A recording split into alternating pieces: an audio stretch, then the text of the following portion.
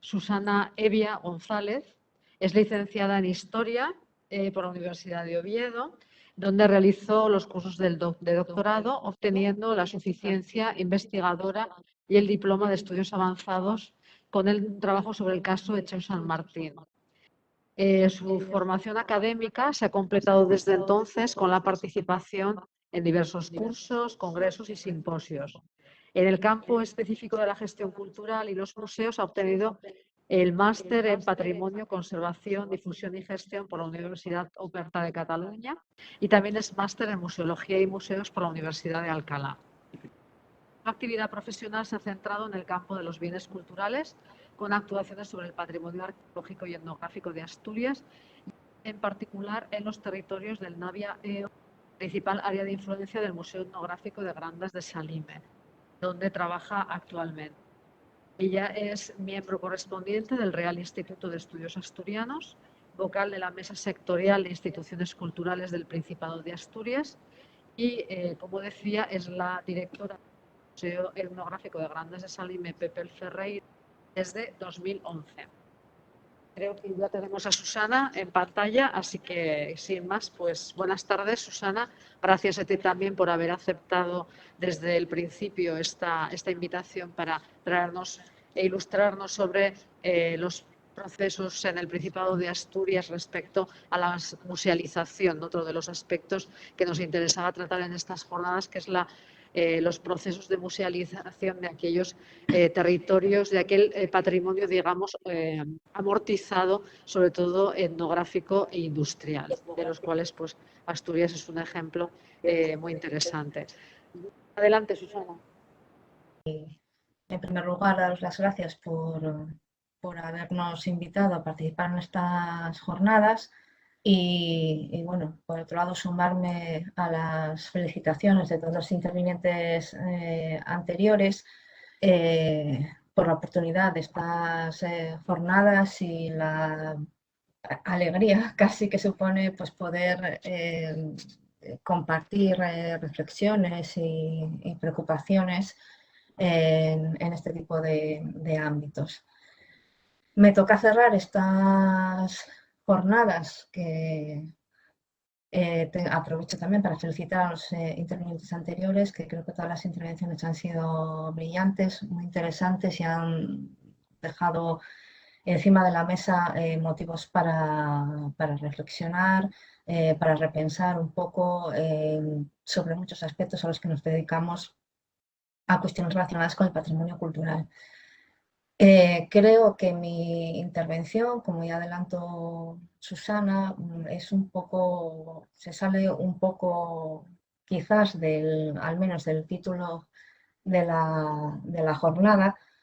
porque no voy a hablar tanto de museos, sino de un tipo de patrimonio específico, el etnográfico y el industrial, que en Asturias es especialmente relevante en términos cuantitativos y también en términos de lo que significa o representa para la evolución histórica de la comunidad. En Asturias está ahora mismo en redacción la ley de museos, que esperamos que pueda salir en esta legislatura, y en torno a la formulación de la ley, pero también a este periodo que todos estamos viviendo, consecuencia de la crisis, del COVID, de todas las cuestiones que ya se han señalado antes, se está abriendo un periodo de reflexión, tanto sobre la ley en sí misma como sobre qué hacer con el patrimonio que en muchas ocasiones nos desborda, cómo encajarlo legislativamente. Y creo que lo que es más importante, al menos para los que trabajamos a pie de campo en estos asuntos, los que trabajamos directamente en el terreno, cómo gestionarlo, cómo ponerlo en valor. Lo primero que cabe preguntarse cuando nos planteamos qué tipo de gestión queremos sobre el patrimonio etnográfico y el industrial es algo muy obvio, ¿no? De qué tipo de patrimonio estamos hablando. Ya digo, aunque resulte muy obvio, creo que es importante antes de plasmar o de reflexionar sobre cómo pueden encajar o no los distintos elementos en una legislación, en una normativa, qué es lo que tenemos y de qué estamos hablando, ¿no? En Asturias, una comunidad con 78 concejos, de 78 municipios,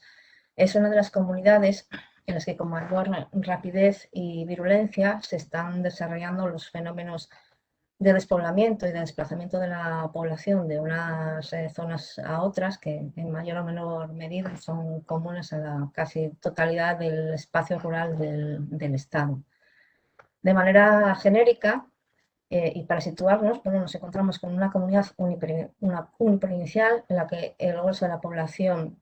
se concentra en la zona central, que es en la que se ubican sus ciudades más importantes y la que tradicionalmente ha acogido y todavía acoge hoy las manifestaciones industriales más relevantes al objeto de lo que nos interesa, la minería y la siderurgia. De las dos alas, el ala oriental es la que mantiene un dinamismo mayor, en parte gracias al recurso turístico que supone todo el litoral en esa zona de Asturias, y a una mayor implantación también de industrias, a un desarrollo económico general más amplio que lo que ocurre en el occidente. La zona occidental de Asturias tradicionalmente ha sido una zona con un desarrollo más lento, desarrollo económico más lento que el resto de la comunidad, y con un desequilibrio, con una población mucho menor, ¿no? Este desequilibrio entre los tres grandes sectores de Asturias es algo que siempre se tuvo en cuenta bueno, desde que somos comunidad autónoma, en los distintos tipos de ordenación que se fueron planteando. Aunque no tiene nada que ver con el tema que tratamos, me parecía muy ilustrativo como ejemplo de la ordenación y de los problemas de ordenación que tiene el territorio, este ejemplo del mapa sanitario de Asturias, las áreas en las que está dividido, en las que podéis ver en el pie también la población que se asigna a cada una de las áreas y el desequilibrio que os comentaba que había entre las distintas áreas. ¿No? Son áreas que están basadas en, sobre todo en las comunicaciones, es decir, en el contexto geográfico de cada zona y en las posibilidades de comunicación y de atención. Y si pongo este mapa es porque casi con alguna subdivisión más es el mismo que se mantiene en las comarcas, en una distribución por comarcas que no tienen un respaldo administrativo como entes independientes, pero sí son las que delimitan o señalan, ¿no?, las áreas geoculturales del Principado en función a lo que os decía, ¿no?, la estructura económica, las comunicaciones, la historia y la cultura compartida. Esta estructura de la comunidad, como digo, es determinante también a la hora de hablar de la gestión patrimonial. Ni la gestión patrimonial puede ser la misma en todas las zonas, ni tampoco todas las zonas tienen bienes patrimoniales de la misma naturaleza. Para centrarnos en el tipo de patrimonio que estamos hablando, en el etnográfico y el industrial, cuando hablé con Susana, ¿no?, una de las posibilidades quizás era ir a contar un poco la historia de los museos o cuántos museos hay de cada tipo de patrimonio, centros con colecciones museográficas, centros de interpretación, temas de los que creo que ya prácticamente todos los ponentes pusieron de manifiesto las dificultades que hay en definir unos y otros temas, pero creo que la aportación que quizás desde Asturias podemos hacer es qué tipo de iniciativas se fueron se fueron desarrollando en estos años en el ámbito rural, que es el mayoritario en la comunidad, qué éxito o no fueron teniendo y en qué momento de reflexión, de replanteamiento, de revisión se encuentran ahora algunas de estas iniciativas, que como digo, se dirigen al conjunto del patrimonio, no solamente a los museos, aunque también los museos quedan englobados en estas estrategias. En la zona occidental de Asturias, ya veis que aunque es un territorio pequeño y el mapa no está actualizado a la fecha, es decir, hay algún recurso más, en las últimas décadas se han multiplicado los elementos expuestos al público. Aquí, por un lado, están elementos que en sí mismos son patrimonio, que de alguna forma se han musealizado, si entendemos por musealizar, que se rehabiliten y se pongan a disposición del público. Y por otro lado hay una proliferación de pequeños centros de interpretación, centros temáticos sobre algún aspecto en concreto, que bueno, daría también para un debate que también por ahí se sugirió, ¿no? Sobre el porqué o el objetivo de toda esta proliferación de centros que después difícilmente pueden mantenerse. Entre los tipología de elementos, que estos son los etnográficos que tenemos en este territorio, nos encontramos, como os decía, con elementos patrimoniales que todavía se conservan, porque otra de las características que define este territorio es que precisamente su escasa industrialización, el escaso desarrollo económico, mantiene un patrimonio, sobre todo etnográfico, impresionante en términos cuantitativos, es decir, hay mucho, está bastante bien conservado y hay muchas áreas que en sí mismas constituyen ya paisajes culturales, que es algo de lo que espero que podamos hablar después. Pues elementos recuperados como mazo que podéis ver en la imagen de arriba, centros de pequeñas dimensiones en su generalidad, que aunque lleven el calificativo de museo, algunos no son museos desde el punto de vista legislativo. Elementos aislados, como las casas palacio, otro tipo de arquitecturas relevantes, monasterios, casonas, arquitecturas menores, en fin, elementos que suponen conjuntos, como es el caso de los Teixois en Taramundi, que es un conjunto con varios elementos etnográficos y preindustriales, porque otra cosa, o directamente industriales algunos, es la delgada línea que hay en muchas ocasiones entre el patrimonio, lo que es patrimonio etnográfico y lo que es patrimonio industrial. A estos elementos se unen núcleos rurales como este de Argul en el concejo de Pesós, que tiene catalogación BIC desde el año 2004. Otro ejemplo de elemento declarado BIC, este singularmente, pero bueno, en un contexto también de un núcleo rural que mantiene prácticamente intacta su arquitectura tradicional. Y luego todo el paisaje está jalonado de elementos mayores, de mayor o menor entidad, que como digo, algunos se conservan bastante bien, otros están en estado de ruina total, es el caso de los molinos, o de los mazos en las ferrerías de tratamiento del hierro, que fue también muy relevante en la comarca en época moderna. Pequeñas capillas rurales y el patrimonio eclesiástico en su generalidad es tan concreto, es una capilla privada asociada a un caserío que fue hospital de peregrinos asociado al Camino de Santiago, que podéis ver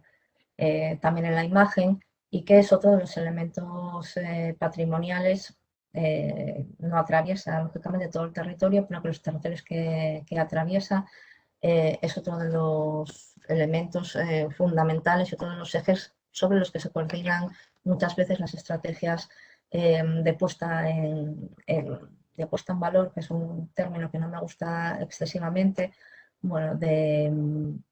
recuperación y puesta a disposición de los ciudadanos del patrimonio.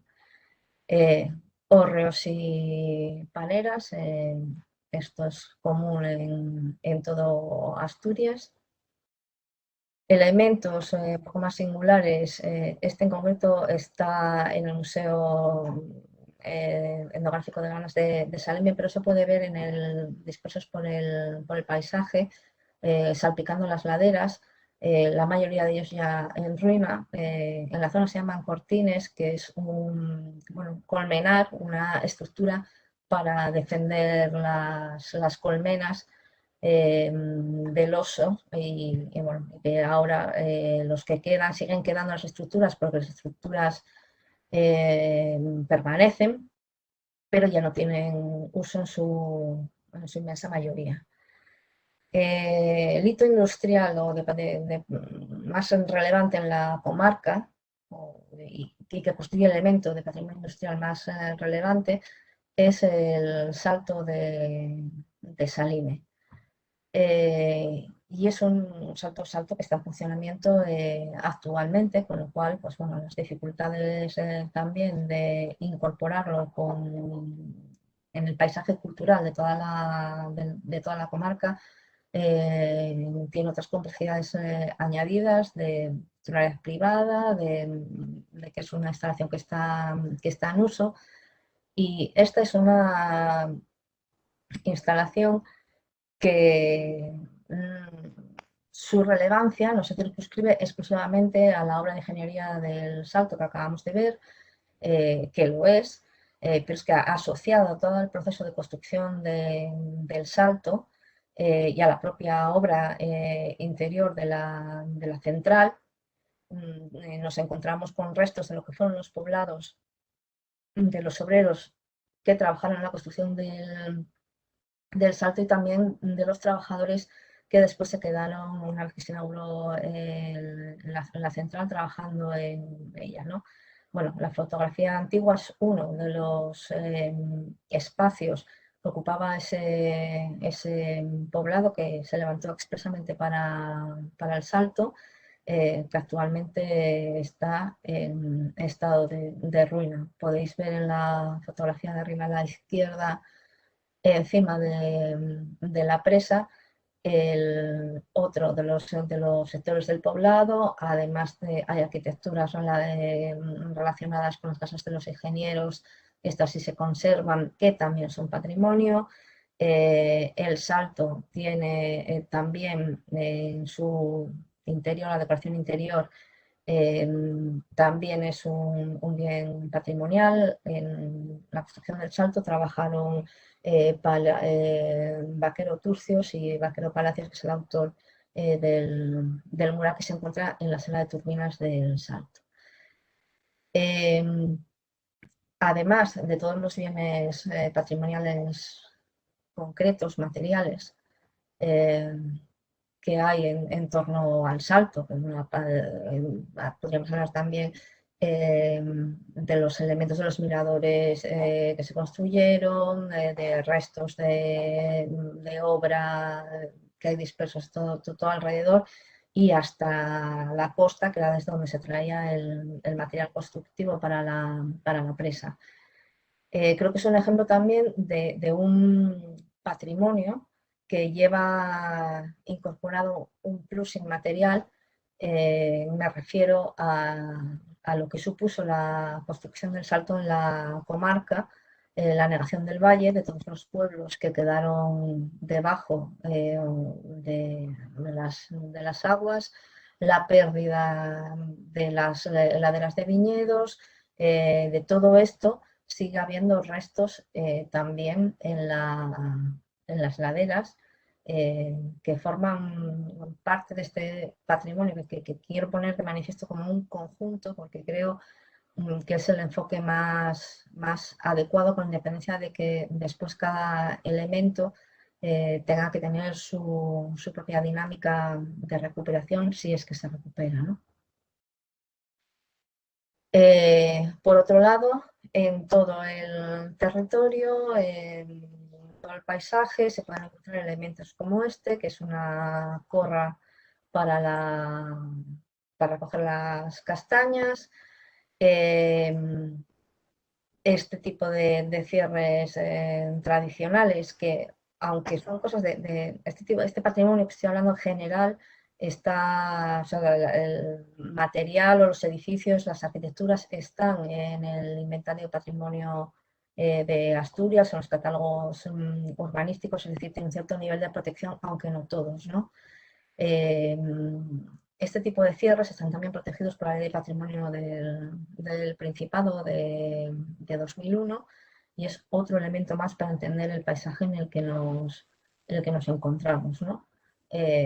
Las brañas de los ganaderos, o el parcelario tradicional, que con mucha frecuencia se pierde sin ningún tipo de documentación cuando se producen concentraciones parcelarias u otro tipo de intervenciones sobre el paisaje. Al patrimonio cultural habría que añadir también el patrimonio natural, muy bien conservado también en la comarca. Os pongo algún ejemplo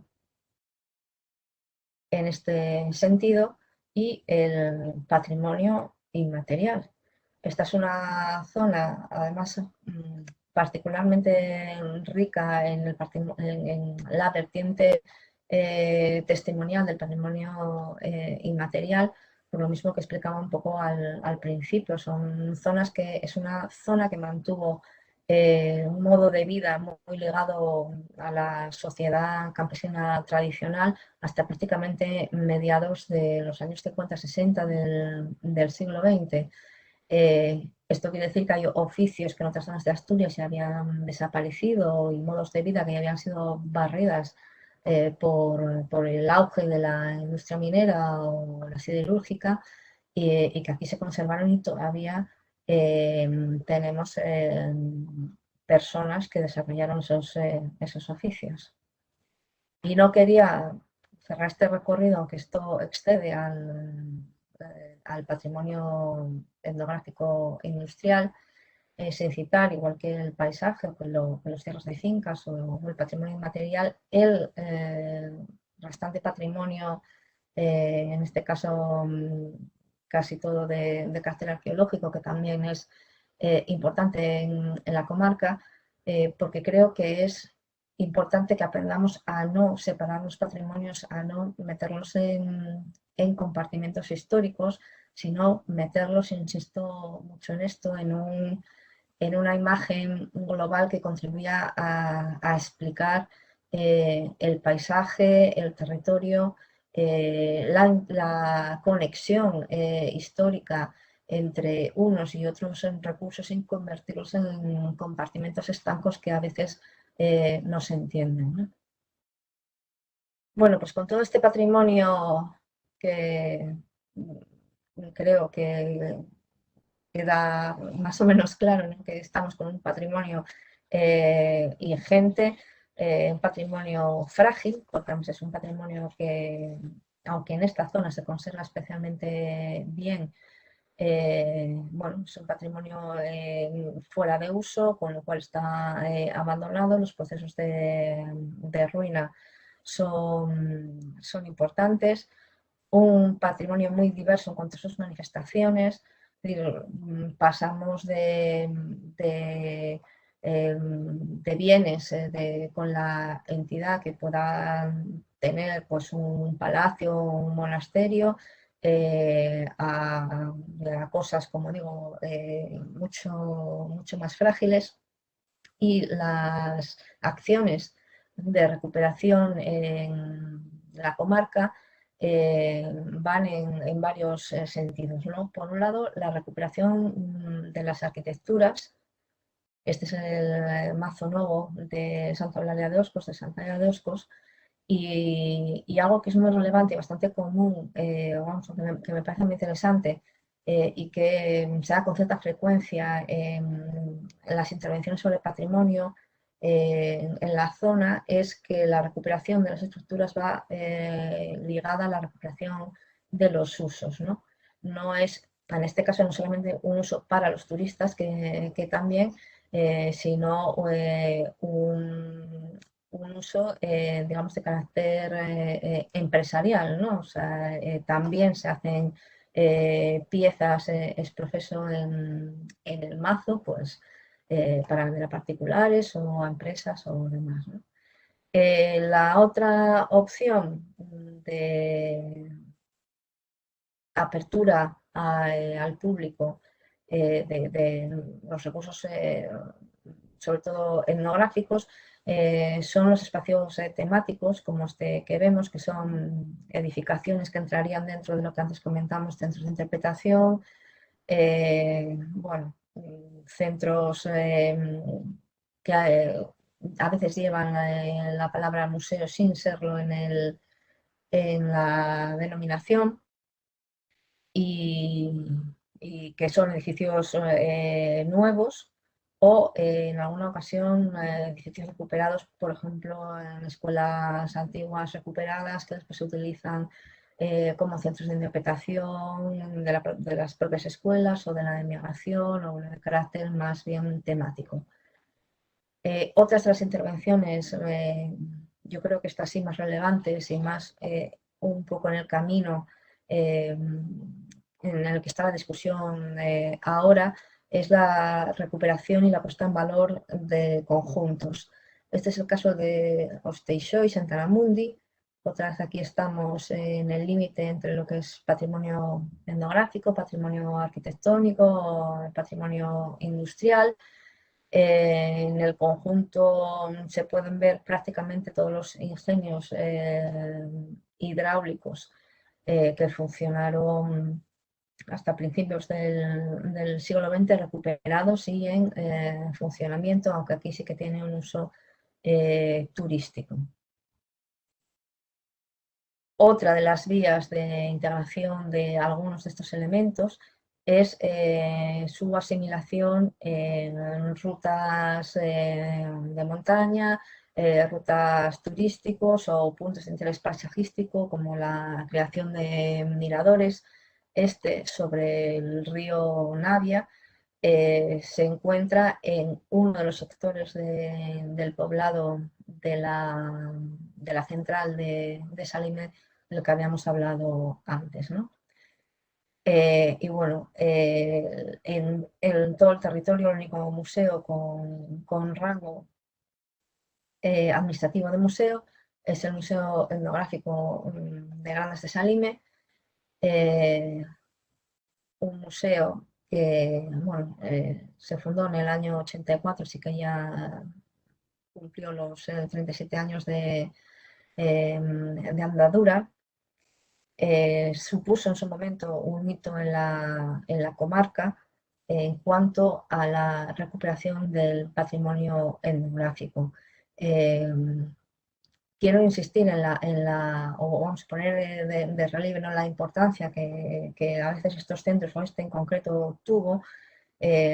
cuando se desarrolla en un contexto en el que la sociedad campesina, que, como digo, prácticamente sobrevivió, en fin, con todas las evoluciones lógicas, ¿no?, un modo de vida más rural, más tradicional hasta los años 60, empezó a desaparecer muy rápidamente, en nuestro caso precisamente por el punto final que acabó con ese modo de vida, fue precisamente la construcción del Salto, que supuso, pues, como ya comenté, que las mejores vegas y los mejores pueblos quedaban debajo de las aguas, supuso un momento de migración en los dos sentidos, ¿no? Gente que vino a la construcción y se quedó, gente que tuvo que irse y se fue incluso de la comarca, ¿no? Eh, bueno, el museo se fundó en el año 84, como digo, a partir de la iniciativa particular de un vecino de la localidad, aunque es un museo público de titularidad del Principado de Asturias y el Ayuntamiento de Grandas de Salime. Actualmente tiene más de 3.000 metros cuadrados de exposición, dividido en 3 sedes, y acoge no solo, otra vez volvemos a estar en los límites hasta dónde llega el patrimonio etnográfico o dónde no. Una de las construcciones está dedicada a la casa campesina, los modos de vida y los oficios. Bueno, esto como es la sala de exposiciones temporales y otra de los edificios del museo. Pero bueno, lo que quería contar es que en la evolución, o sea, o en la exposición se va desde desde el modo de vida de la casa campesina hasta ya la implantación de oficios y servicios mucho más recientes, que se fueron implantando en la comarca cuando esas sociedades, bueno, empezaron a demandar otros servicios o ya dejaron de ser autosuficientes, llegando incluso a tener, por ejemplo, montada pues, una fábrica de gaseosas, de esas que había entonces casi en cada municipio, ¿no? No me quiero detener, o si me detengo un poco más en el Museo de Grandas, aparte de porque lo conozco mejor, es porque hay 3 aspectos que sí que creo que son destacables en cuanto a la idea de cómo tiene que actuar un museo en el territorio, de hacia dónde deben de ir toda la gestión de estos recursos que estamos viendo. Y en el caso del Museo de Grandas fue pionero en algunos aspectos que ahora pues prácticamente nadie discute cuando habla de la función o de una de las funciones que tienen que cumplir los museos, ¿no? Por un lado es la intervención patrimonial en el territorio, ¿no? O sea, la recuperación de elementos fuera del museo para incorporarlos a la exposición. En este caso que estamos viendo, bueno, es la recuperación en uno de los pueblos que quedó sumergido en el embalse, la recuperación de varios elementos de interés patrimonial para luego incorporarlos, como veis, en la exposición permanente del museo. Otro elemento otra línea de actuación que el museo puso encima de la mesa desde el principio fue la participación de la comunidad vecinal. De hecho, la Asociación de Amigos del Museo es de las más antiguas relacionadas con la institución museística en Asturias. Aquí se consiguió una relación muy fluida con la población, primero porque el impulsor del museo era un propio vecino, pero luego porque un porcentaje muy mayoritario, las colecciones del museo proceden de donaciones de vecinos de la comarca. Y un tercer elemento que es que desde el principio también el museo apostó por la recuperación del patrimonio inmaterial, no tanto en el sentido de la recuperación de testimonios como de la recuperación de oficios, de trabajos en el campo, pero también de oficios que estaban prácticamente perdidos. Algunos se recuperaron en el museo y hoy se desarrollan allí. Bueno, y desde abriendo un poco el objetivo, ¿no? ¿Cuáles son las estrategias que se vinieron desarrollando estos años sobre todo este patrimonio tan diverso, tan frágil, estrategias de gestión, eh, sobre todo, pero también estrategias de ordenación del territorio a partir de sus recursos o considerando sus recursos culturales, que creo que es un elemento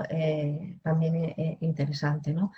La red de museos etnográficos de Asturias se creó en el año 2001. Hoy son 14 los museos o los centros que integran la red, porque aquí, bueno, como ya os hablo en varias de las intervenciones anteriores, la mezcla de conceptos es importante, ¿no? Hay de los 14 museos que integran la red, solo 6 tienen la calificación de museo,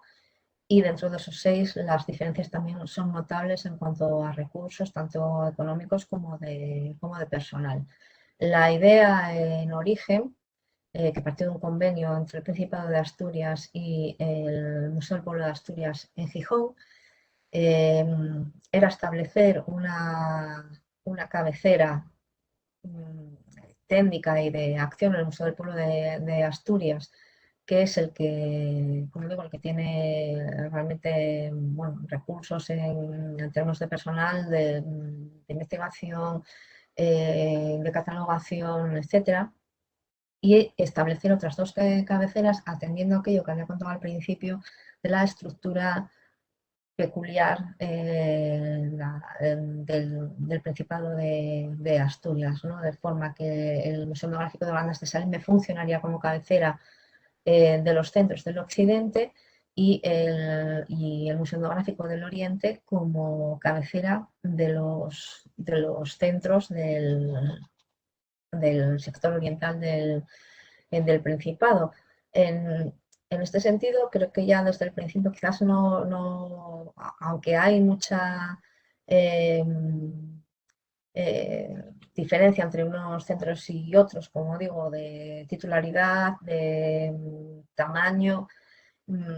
creo que sí que se planteó desde el principio la necesidad de que no todo el peso de la red se concentrara en el centro de Asturias, que era donde había más centros, y quizás donde por inercia se tiende a concentrar todo, ¿no? Pues explicar al principio que en el ordenamiento de Asturias, no solo en el cultural, sino también en el educativo, en todos los terrenos, esa división, o sea, consideración de la diferencia entre estos 3 grandes sectores, podemos decir, pues vamos, siempre se tuvieron en cuenta. Bueno, la red de museos está ahora mismo en fase de análisis de estudio después de 20 años de funcionamiento. Precisamente esta semana hubo una reunión para poder incorporarla, para darle una vuelta a la red, valorar los pros y los contras o hasta dónde se puede considerar exitosa y hasta dónde no. Cambiar el modelo de gestión, que ahora pasará a depender directamente del Principado de Asturias, pero en términos generales puede considerarse positivo el desarrollo de la red en cuanto a la puesta a disposición de los museos de una asesoría técnica, en este caso facilitada por el Museo del Pueblo de Asturias, el desarrollo de investigación y catálogo en patrimonio etnográfico, que es uno de los inventarios con más dificultades y más retraso en el Principado, y también en términos de difusión conjunta de todo el patrimonio etnográfico de Asturias. Como voy muy mal de tiempo ya, pues lo que veo, Voy a pasar rápidamente por algún otro tipo de trabajo en red, de alguna forma, ¿no? O de consideración de los recursos culturales como una estrategia también de ordenación del territorio y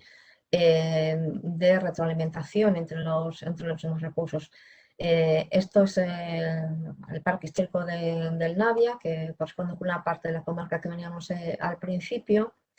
El parque se creó en el año 2005 y en este caso la idea, aunque el objetivo es básicamente turístico y de ordenación y desarrollo rural de los concejos que están incluidos, la base sobre la que se creó el parque son los recursos culturales que tiene la comarca. Se establecieron 3 puertas, que son 3 puertas de entrada, que son los 3 círculos que se ven, que están aquí señalados, con 3 temáticas diferentes, ¿no? Los primeros pobladores, que tendrían la entrada en el Castro de San Martín en Grandes de Salime, los señores de las casas palacio, que bueno, tiene que ver más directamente con la etnografía, con el mundo rural y demás, y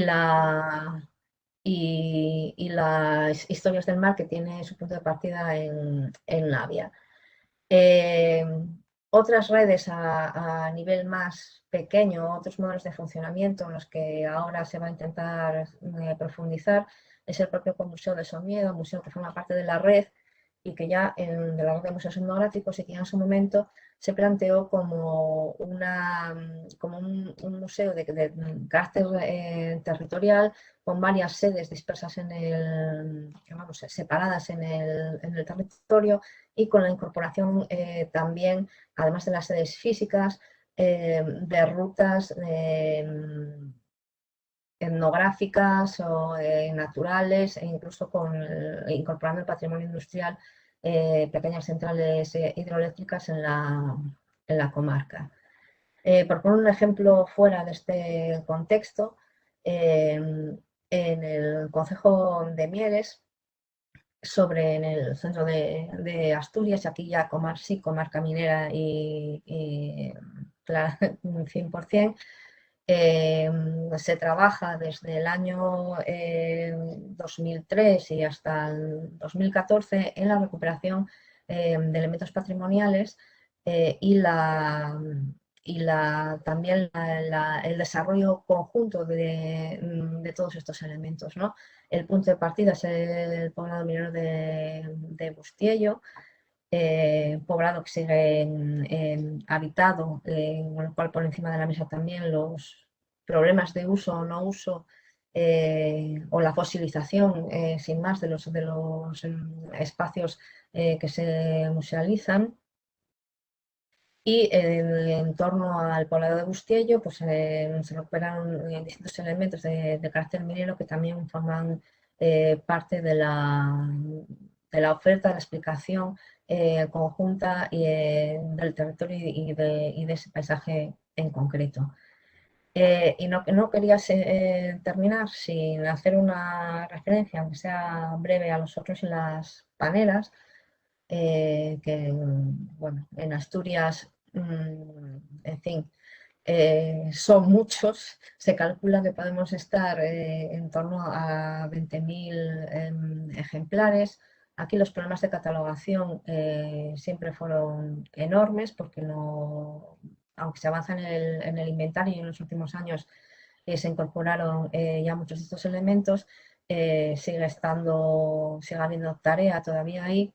Pero en estos momentos lo que quería destacar sobre los hórreos es que nos encontramos en una fase de repensar el grado de protección de los hórreos, tal y como lo recoge la Ley de Patrimonio, ¿no? Que la Ley de Patrimonio prácticamente impide cualquier tipo de actuación sobre los hórreos. Es decir, es tan sumamente proteccionista con los usos, los cambios de espacio de los hórreos, las intervenciones que se pueden hacer, que sí, están protegidos 100%, pero el resultado durante todos estos años es que muchos simplemente se pierden, ¿no? y ahora mismo pues está formada una mesa del hórreo con incorporación de distintos agentes sociales para discutir las posibilidades de uso y de evitar que la conservación estricta acabe teniendo el efecto contrario sobre lo que se pretende. Y bueno, y para concluir, eh, simplemente dejar algunos elementos quizás para el posible debate, aunque la mayoría ya fueron desarrollados por otros intervinientes, y voy a citarlos muy brevemente porque creo que estoy ya fuera de tiempo. No voy a incidir en las confusiones y la problemática que tiene la jerarquización y la ordenación de los museos en cuanto a su tipo, titularidad y demás, y no solo de los museos, sino también del conjunto de recursos patrimoniales. Por otro lado, la línea de actuación en los últimos años no va tan encaminada a la creación de museos ex novo que puedan recoger de una manera más o menos tradicional el patrimonio del tipo que se trate, sino a la recuperación de elementos patrimoniales en sí mismos, es decir, a conservar ese patrimonio, recuperarlo y ponerlo a disposición del público, es decir, musealizar elementos patrimoniales concretos. Por otro lado, creo que de la experiencia del trabajo en redes, aunque bueno, daría para mucho debate esto que expliqué así rápidamente, para qué grado de éxito realmente tiene o cuáles son los puntos débiles, que también los hay, pero en cualquier caso creo que la transversalidad es básica en este tipo de patrimonio, ¿no? La transversalidad entendida por un lado como vasos comunicantes entre distintos tipos de patrimonio. Por supuesto, entre distintos tipos de patrimonio cultural e histórico, pero también con la incorporación del patrimonio natural, del patrimonio y del patrimonio inmaterial. Es decir, trabajar hacia la creación de espacios culturales que estén interrelacionados entre ellos, ¿no? También transversalidad y trabajo en red en cuanto a la concentración de recursos, especialmente en el caso de los museos pequeños, como es el caso de los museos etnográficos, que se ponía, vamos, que como ejemplo en la red de museos etnográficos. Transversalidad también entre las distintas administraciones, un problema que alguien planteó también en la intervención anterior, que no siempre tienen una relación fluida o intereses o los mismos intereses entre ellos, y incorporación de agentes privados y de la ciudadanía como partícipe de su propio patrimonio en la formulación que sea, ¿no? Como asociaciones de amigos, voluntariado, como también se planteó en esta jornada. Y luego también transversalidad y no crear compartimentos estancos basados en los límites administrativos actuales entre los municipios, las comarcas o la figura administrativa que sea, ¿no? En general, pues creo que es necesario hacer una reflexión profunda y seria sobre qué hacer frente a una cantidad ingente de patrimonio, que quizás deberíamos de plantearnos más continuar en la línea de la catalogación, es decir, que desde las administraciones se valore también la necesidad de inventariar, no solo para proteger, sino para conocer. Pienso en el caso, por ejemplo, de los parcelarios, de los tierras de fincas, que son la fotografía de una forma de trabajar el territorio que ya no es que no se patrimonialice, que no se conserve, es que se acaba perdiendo hasta su simple conocimiento, ¿no? Y plantearse también la necesidad de jerarquizar entre recursos y de qué se puede pedir a cada elemento del patrimonio histórico. Y bueno, como creo que estoy fuera de tiempo, pues muchas gracias.